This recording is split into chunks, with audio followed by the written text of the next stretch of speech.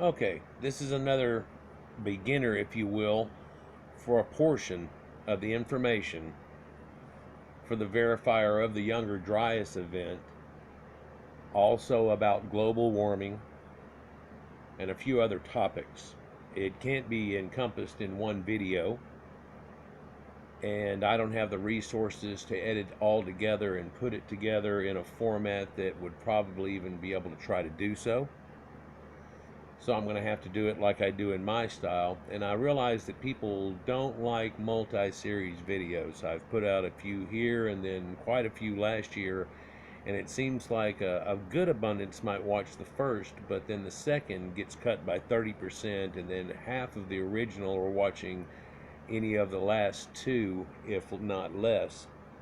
So I don't think that people are going back and watching just the first part or anything along that line. I think that I'd lose people's attention span and concepts. And to me, this is so interesting, I can't quit thinking about it. But then again, to other people, they have different strokes for different folks. And I'm just trying to reach people for a rational truth to all of this that's been going on versus a directive that's been pushed since way before I was a kid. And so I'm just going to go ahead and get into this as a concept. This is a few screenshots that are going to be taken from Randall Carlson's visit to Joe Rogan Experience, and it's listed as number 606. So if you go to that, you can really see it and see all the things that he's talking about. What this graph is oxygen isotopes in Greenland, as it says across the top. Now to zoom in a little bit, I'm going to take that out the top of the screen, but this is where they've taken an ice core, which is kind of like the blue thing. Get the pointer here. Kind of like the blue that's being able to point off right there, right? And that's an ice core. It's roughly, I think, like 6 inches in diameter, and it's basically like a drill like you would use for oil drilling, but instead of grinding up everything that it runs into with a three-pronged multi-head covered with diamond bits and chewing it up, this thing is screwing down through in a hollow cinder. And so as it goes, it basically just pushes up into it. Some of you might have taken a slushy before and taken a straw and stabbed it into it, and it takes it up into the straw, and then you suck it out of the straw.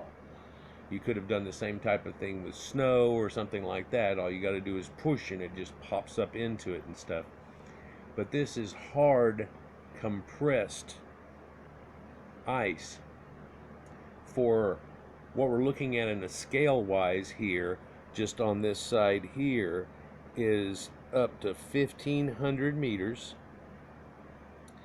And on the glacier scale that it shows, or the punch that's been taken out of it, it can show you some timelines like Eric the Red, the Viking, which would be somewhere right there, and about 0 BC, or what's known as birth of Jesus, if you will. And down here is the start of the Pyramid Age. And on this side right here are thousands of years old. 1,000, 2,000, 3, 4, 5. 5 is around the Pyramid Age, 3,100 BC or so to 2,500, really, when the pyramids start coming into flux. So that's a little floaty there, but that's 5,000 years before present, so 3,000 BC, right? What we're looking at is this oxygen relative isotope ratio, and I'm going to zoom in a little bit on it here now. And so this is this oxygen ratio that you see listed across the top here. And anything that starts to zag left this way is colder, and anything that starts to zag over on this side is going to be warmer. Okay?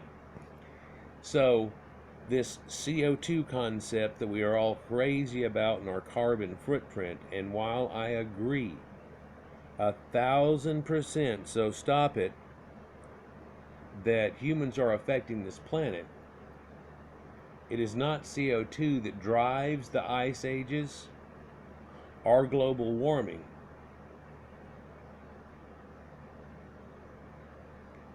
Let me state that again. It is not the amount of carbon dioxide in the atmosphere in ratio that is causing the raising of temperatures, or the end of the ice in certain areas of the North and South poles, which the South doesn't seem to be affected to it too much. And we've noticed that through these things that we're investigating, or they're investigating, I learn about and pass on, that Greenland hasn't been affected as much as, say, the polar ice region, which is really an open sea that's been trapped almost perpetually in ice. And the Antarctica area has not been affected as much or had as much drastic loss from it. But there's a reason for that. Now I'll get into that here as we look at this, but what we're looking at is this zigzag that we're seeing right here coming down through. I want you to make note of the fact that it is very little zigzag here. It's just This is 2 to 3 degrees float, and if you look up here, it starts to get to 3s and even 2 to 4 degree floats in here. And while there is the same fluctuation that is shown in the lower part, in portions of the top part, there is also a wider fluctuation, right? Okay, that's going to come into play here shortly. Now I'm going to flip this to a different scale, and then we're going to show you what comes after this. But right here, everything takes a weird jag and changes, and then it starts to drop off. There's a reason for that too. It's at a 1,500 foot depth on the core here. They had to actually go down close to 2 miles before they hit bottom of it and were able to take the full core out. It took them years of plugging a core and then pulling it back up, and at first it wasn't as long, but you can imagine after they started getting way deep with it, every time they popped a core and then had to go all the way up with it and pull it out and then chain and start putting piping down to even reach where it was, and then go shunk and then lift it all the way back up. And they take these cores and freeze them, and they keep them in a warehouse that is able to keep something like a snowball. See, like your freezers defrost naturally, otherwise it would just cake up real bad like grandma's used to, and so on. And you can't keep a snowball in those things anymore. I found that when I was a kid, and Mom had an old Korg, and it used to do where you had to defrost the thing every once in a while. We put a snowball in there, and it got real small and a little hard thing, but it actually lasted almost, well, I don't know, 4 or 5 months. Other than that, they pretty much suck up and disappear, right? So they're looking at this. Now, this relative oxygen isotope, not to just go off in left field and all these different ideas, but what we're seeing there is that they know that due to the temperature of air and moisture in the air, there's a condensation point of this relative oxygen isotopes. And a median, us in the warm period, is roughly about negative 35. Negative 36, 37. That's about it. Okay? Now, if you go real colder, it gets up in the 40, 45 range and stuff like that. But if you get warmer, it becomes less. Gas expands and so on. And these air bubble-ish areas are trapped inside of this ice that's been packed on for years. And they can take in pretty much, let's just mentally get an idea that they take a syringe and suck it out of there and put it into a gas chromatograph, and it tells them what's going on. It's not actually what goes on, but that's basically and effectively something that works along that concept. Checking out what happened right in here, they're able to verify, because we know about weather patterns and things like that. Just a simple look at it here. There's a little jag there here. Eric the Viking that you see over here, there, there's a jag that goes on here, and it's a warming trend and very little problem. And it's said that that freed up Greenland, which Iceland is greener than Greenland, and they, tell you about the way they named it so that people would go there. But it looks like right after they went there, it all jagged right back up to a cold and had a whip standpoint. And we know in the tales now of what happened, the people went there and then it became harsher than they expected. Well, that appears to be it in some way.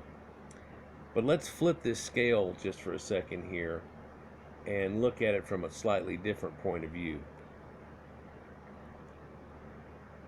This is just showing the same zigzag that was working from 0 on this end through time. A minute ago we were talking about how an Eric the Red and all these things happened, okay? This green line is the normal if you average all that crap on the screen for the last 5,000 years. Now, what's weird is you can see that it's going down below and up above the line here in it, right? Down below and up above the line. And there's a big spike right there. And there's another one right there. And there's other spikes that are above the line. But if you look at it, here recently, there seems to be a lot of below the line type of area, like all through here. But if we looked at it through here, we can see a colding trend, and it actually all dives up under it right there. In fact, right here was a big trend. You can see that right below. Well, that's the little younger ice age or mini ice age that people talk about. It runs to the time of Napoleon and stuff like that. It's why he got screwed over in Waterloo. And it basically ran all the way up into the late 1700s and even screwed over Washington crossing the Delaware and stuff. Well, how did it affect that? We were having much harsher winters running farther south. I mean, people that were in Texas and Mexico were getting snow and things, and all this stuff was going on during these times. It was a much harsher winter, and there were famines that were accompanied these things. And if you look just before that on those things, there are drastic changes that happen back and forth, and people have identified a few of these spikes as, well, here's when that volcano went off, here's whenever this went off. Wow, here's an effect, and here's a cause and effect. Here's a cause and effect. Now, what's weird about this, and you have to figure this in somewhat, is this is the air bubbles up on the Greenland ice shelf when the ice is 2 miles thick and the air that it's getting. So when they say they're getting warmer air there, they're getting warmer air in Iceland. It's not what the weather is in Texas, but it's what happened in Iceland. But because this should be somewhat a static thing that floats through, by the way, each one of these little jags and zigzags that are going on there, as it starts to the left up here, is really each little point of spike, and down and up and things like that are some 10 to 30 years. As it gets into that range, it gets up to about 50 years or so. Once it keeps going, it gets farther and farther. Now let me grab this next picture here if I can and show you what it does next. It's very interesting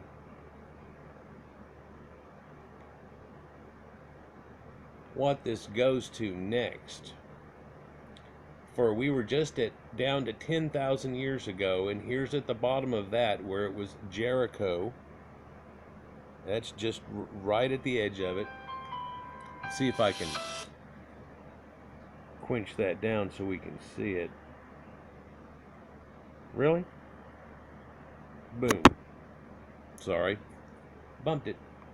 Jericho. This is the first building of Jericho, one of the first cities or whatever that are existed, and it breaks 10,000 BC. What's not listed on this graphic yet, because it was made just before the well-known Göbekli Tepe site, but it would be listed right up under this thing that's here. And there are other tepes, which I'm about to show you, that list all the way back to in this range. And then at about 22,000 BC, right here, and they're calling it the glacial maximum, there's the Kamyana Mohila area, where people in a linear type script that they found up in the edge of Altai mountain range and so on, that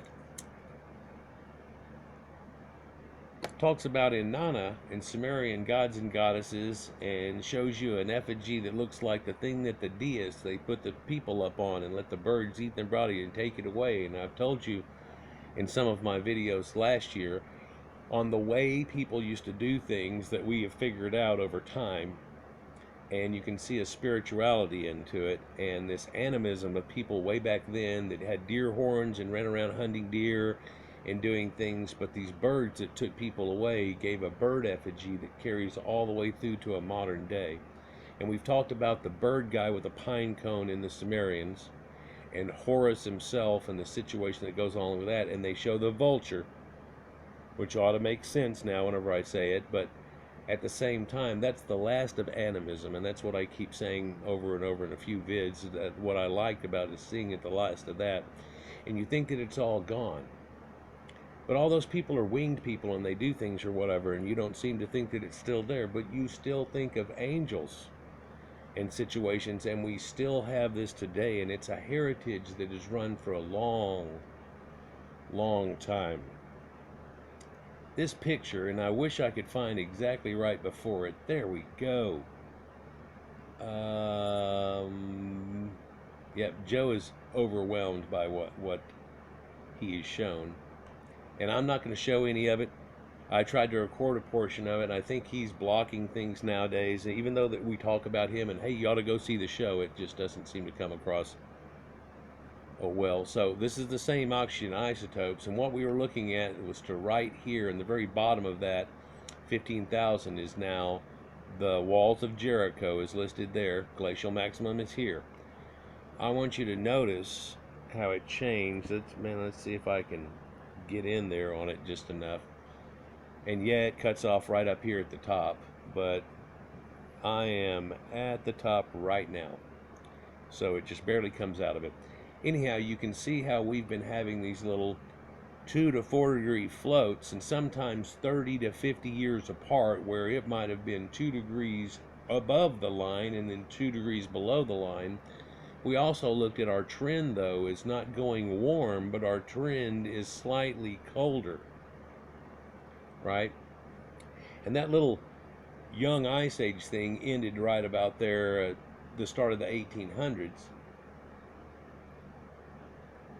And you'll notice that we don't get white Christmases as much. But they also say that those glaciers grew back almost to the point of what they had lost all the way from 10,000 BC until then during this younger time. There was extreme snows and so on. The ocean dropped 1.5 inches, 2 inches. It's not that much, but it's still...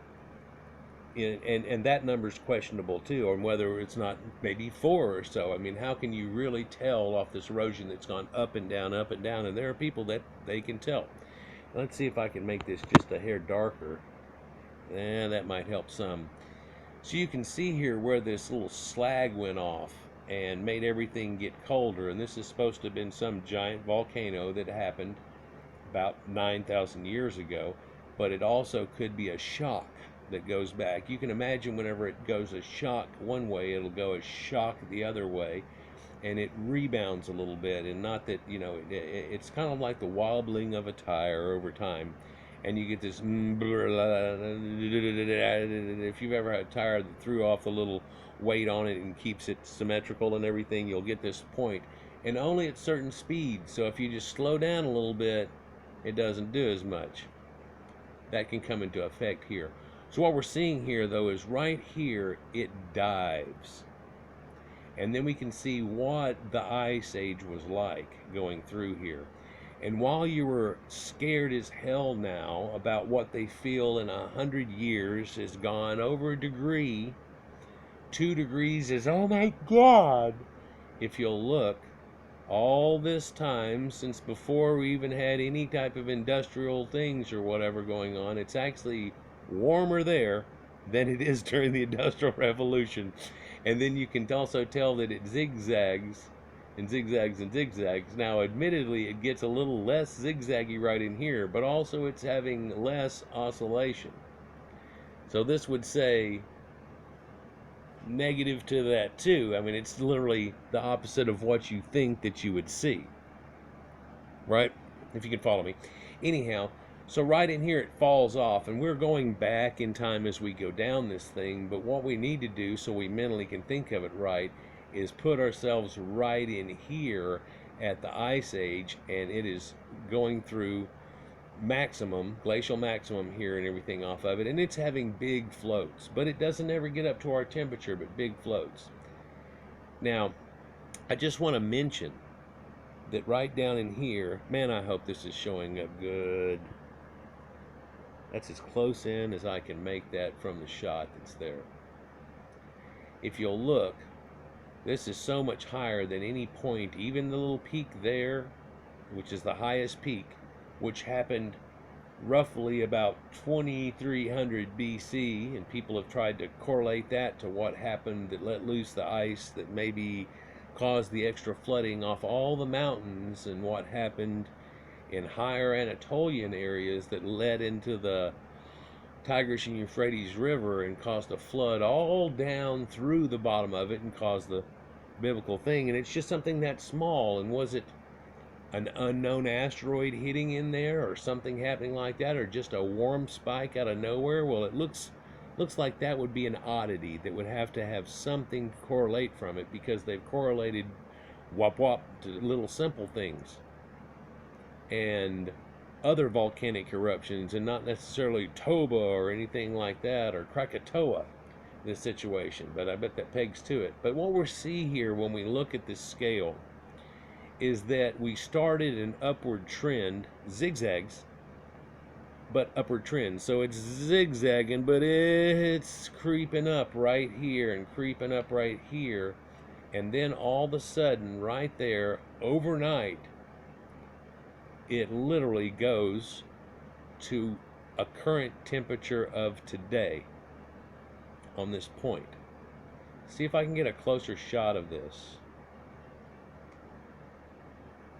So here's a close-up of it, and I apologize for making you squint a minute ago. So you can see this gradual trend that's going on here, and if we cut out Empire State Building and bullshit here, let's just cut out what's in between the green points. You can see that it's kind of going up, down right there, and even though it's erratic in here, you can see that trend, a heartbeat, but it's going up, and it really is on that angle right there. The standard deviation off of that mean is not as much. In fact, you'll find that it was real erratic when it was in the Ice Age, and when we're in the Warm Age, it's less erratic. In fact, whenever it was peaking above the numbers is when we have less spikes, and as we get closer to ourselves, we have slightly more. And everybody's going, oh no, but that's exactly the opposite of what you're told. You know, we're told by Man, Bear, Pig, Al Gore that the CO2 levels were pretty much all stationary for hundreds of thousands of years, and we came along and screwed it all up. Scientists agreed with all this, and they all tried to fearmonger here. What you find is, way back here, that they were having crazy events. Leave out this right here. They're having crazy events, more than 10 times the float we're seeing in 100 years, almost instantaneously. Almost instantaneously. Sure, some of this is volcanism and things like that, but wow, volcanism up here only does this, but man, during the Ice Age, whoa, and it's causing up on the peak of the crests of this frozen area 2 miles thick to feel this. So you can imagine maybe down near the tropics there would be even a wider bam that happens in that. You would probably think that along the lines. Now let's look at Empire State Building and the rest of it, and this big gap that goes on here. For really seemingly inside of one data point, it raises up to here, and then one data point, it raises up to the temperature that we're at. And for a while out of it, man, Earth was a lot hotter. People that are seeing 90-degree days would have been seeing 104-degree days. People that are seeing 104-degree days would have been breaking 120 something in summer. And the winters weren't real bad till that. And that's that little jag we saw. And perhaps this was a climbing a mountain too high and it caused something off of it. And then we're starting to get that heartbeat situation. And literally this little heartbeat goes on and on, but it goes through these weird little cycles. And people have tried to correlate it to planets and all kinds of things, and I tried to get real deep into it for a period of time and listen to people that were astrophysicists and stuff about things that were projected ideas on what had gone on, and it's just a mess, and I'm not going to get into that in this video. I might touch upon it in others. But it rose all the way to that point, and that shock of the system and stuff, you can see, perhaps caused it to dive and do another ice age. And then while it was all the way up to here, it seemed to have done a climb back down all the way, and we're going to go into the ice age again. And then all of a sudden, oh, maybe I'm going to creep again, and we're going to do what happened over here again, wasting 1,000 years. But instead, it goes zam, zigzag, and then catches right in where that was. Okay, so what we're having here is two events, and everybody's tried to say one, and then the people that are doing the data look at it and they go, well, it looks like it's at least two, so you're way off, so it didn't even exist. And it's like, no, you can't go there. So we said something happened, big flood, big event, and you can damn well bet that right there would have been a huge flood of influx of water. And right there again, because right here and here, water would have been sucking back up out of the ocean and having huge bad winters. I mean, this is the ice age again. Seas are freezing over and all of that again, and then all of a sudden it comes back up again. And this is a giant version of the little ice age that happens later. And so it was able to create a bunch more ice then. And then we're looking at a number now which looks deviated because we've been starting to study it since 1900s and watching it recede, and it's receding fast. But sure it is, it's trying to catch back up to where that it was. And you know, if we had an ice sculpture in the room and turned the temperature up from 31 degrees to say 40 degrees, it's not going to really start dripping and go away, and it's not going to boom. But if we keep pushing it up, it goes, right? So you should have seen some gradual melt and increase that goes in, and that's not the effect of what you see. In fact, let's see if we can see a picture on this. This are the pulses that come in, and so we're going that way in time. This is today. This is where we're talking about the two events. And while this curve that's right here, that's what they used to say it must have done like. And it's kind of an odd curve there because they're saying, well, it melted more and more and more and more and quit melting so much and did like that, right? So if it's not quit melting so much, well, so it melted so much of it, and then that's what's left, and then now it's melting a lot less. That idea changed with, oh no, cows are farting. So what these are is the ghost image and the other image off of basically the differential between radiocarbon dating and these dating that they show, showing the reality in purple. And so this is pulse water influx A and B.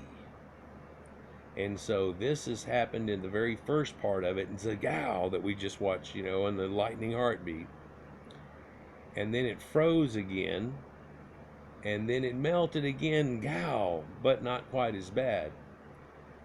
And we're actually looking at that both of these events somehow, a big 1-2 punch in less than 1,000 years, caused so much chaos that it killed off all the major flora and fauna in North America and a large portion in South America, but then some 35 to 40% all in Asia, but only about 10% from then to even now in Africa. And so there seems to be the area that it really affected and less that you see on that, right? And that can be put on a graph too. And so you see those pulse waters that we're looking at there.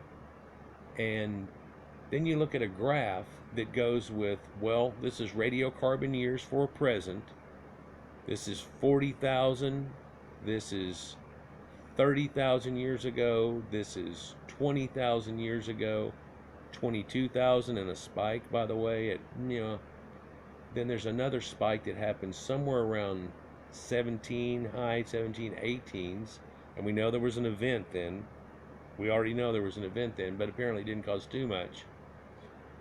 But then that first spike doesn't appear to have killed off everybody, but it sure killed off a group.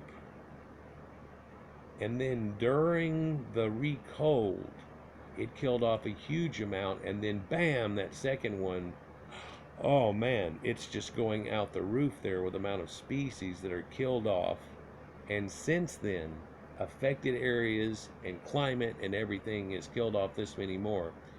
And we think that we're showing up on the planet and all this crap disappeared and all these creatures disappeared because all we got to do is touch something or sneeze on it and it dies. But that's not really the effect. For we weren't really affecting things so much whenever this was going on. And there weren't as many cow farts as people are saying there is today, and yet you still have this type of effect. This is the mortality graph of the Pleistocene. This is the age that we're in now. We've come out of the last ice age. And this is glacial maximum. And yeah, things were losing it there too, because they just couldn't hang anymore. And some of those, because that little rabbit couldn't hang anymore, that little bobcat died. Not all of them, but then the other kinds died right here, or so on, different variations on a theme of that concept.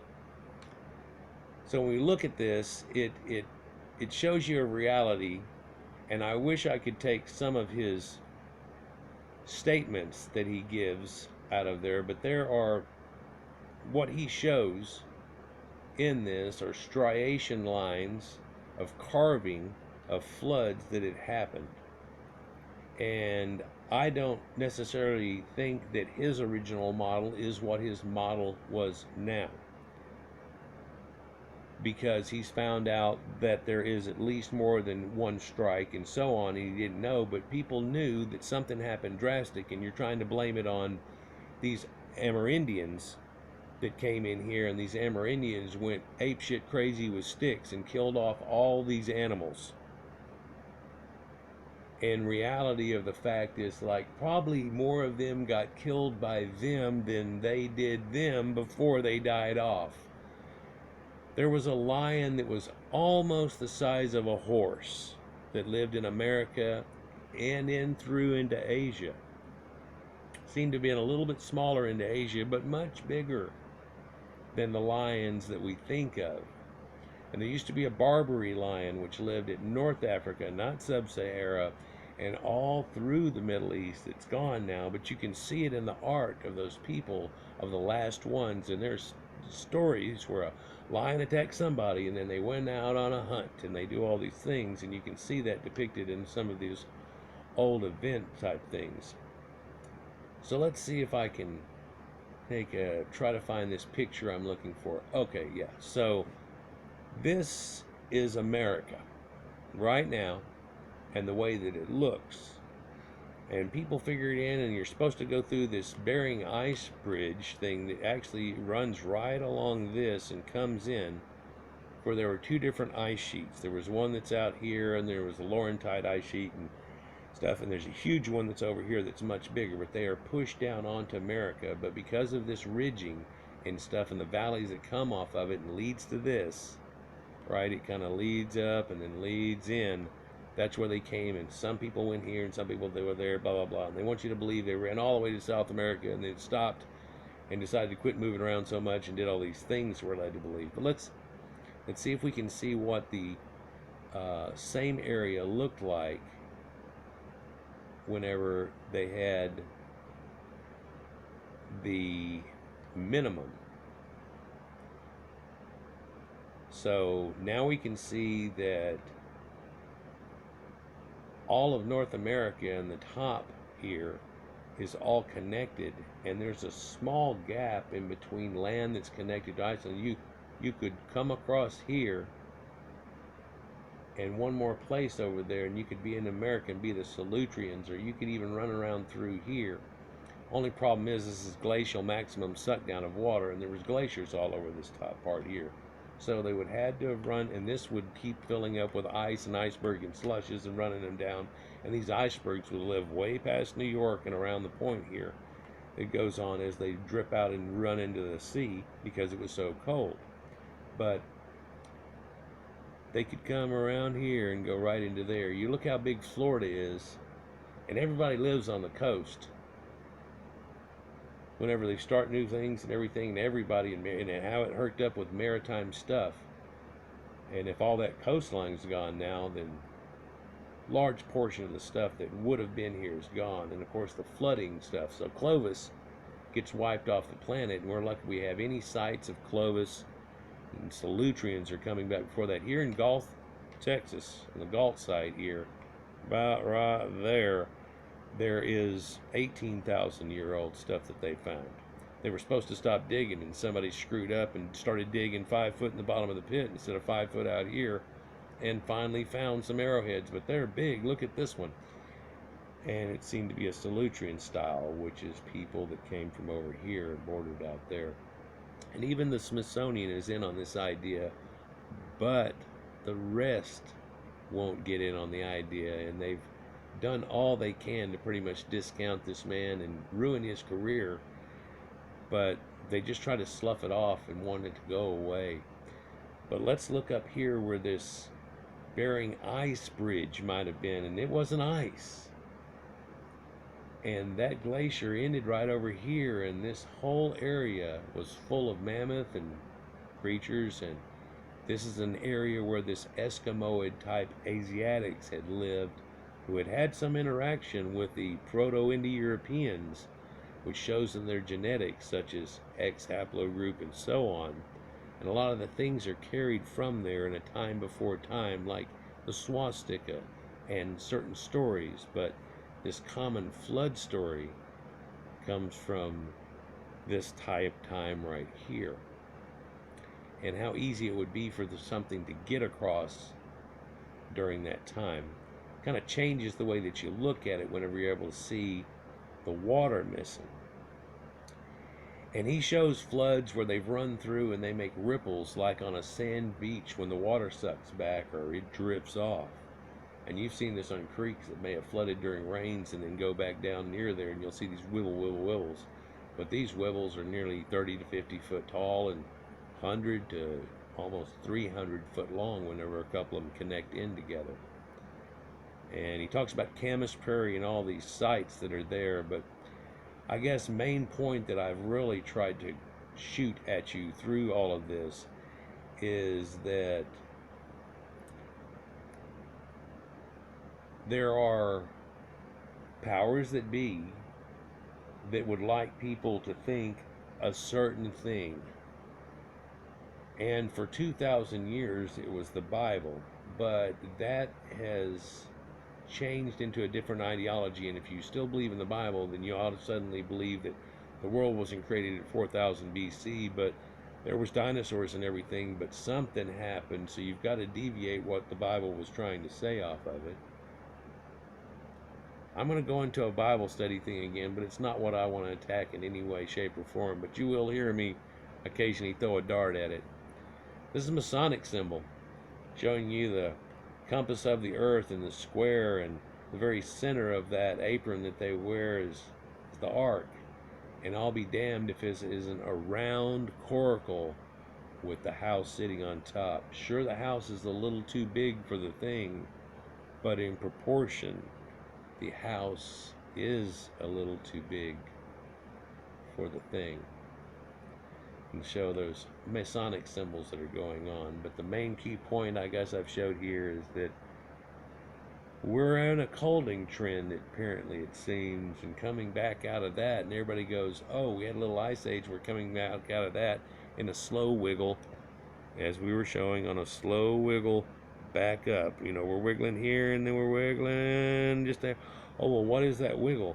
Oh my God, that's 2 degrees. Well, crap, look at here, it's 4 and 3 and 2 and 4, 3 and 2 and 4, 3 and 2, and this is all way before what you're talking about. So what are you talking about? This amplitude that runs through here, and the trend and the standard deviation, and how all of a sudden it starts running low. And really, things like this peak here is what pulled the green line up so much, and what happened after the Younger Dryas, and so on, and volcanoes or whatever, that pulled it above it.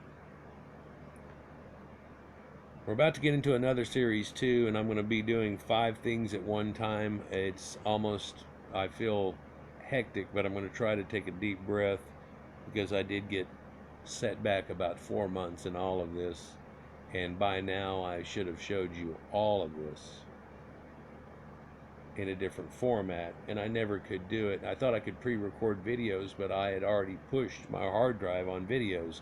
In fact, it seems like I've just lost my hard drive. And so here we go with trying to figure out the next way to do it, short of just making 1 or 2 videos off of and constant recording onto a DVR little chip and then pumping it out. But looks like that's what we're having to do. Anyhow, guys, so everybody's worried about 2 degrees. It went 1, oh my God, 2. And it's like, well, here's 3 and 4. And back then, whenever it was before we were even doing anything, was back to the 1 and 2, where we look like where we're at recently, but they were hotter then than we are now on average. And if we go back just to the edge of this, then all of a sudden, and it just starts going crazy. And so if you want to worry about something, worry about the fact that we're just coming up on, and some people say overdue, for the next ice age. And if you just simply look up the pulse of the ice age and its timing, it looks like a heartbeat. It keeps happening over and over again. And yeah, it looks like it should be maybe 1,000 years overdue. And is there an effect where we get a chance to evolve, and it keeps driving our evolution, but we get a chance to evolve during our warming period, which if you look at the toggle of it, it's spends less time in the warm period than it goes to go through an ice age. So you've got to be able to make it through all this, and if you made it through all that, you're creative. So when it becomes the golden age, you should be able to do something decent with it.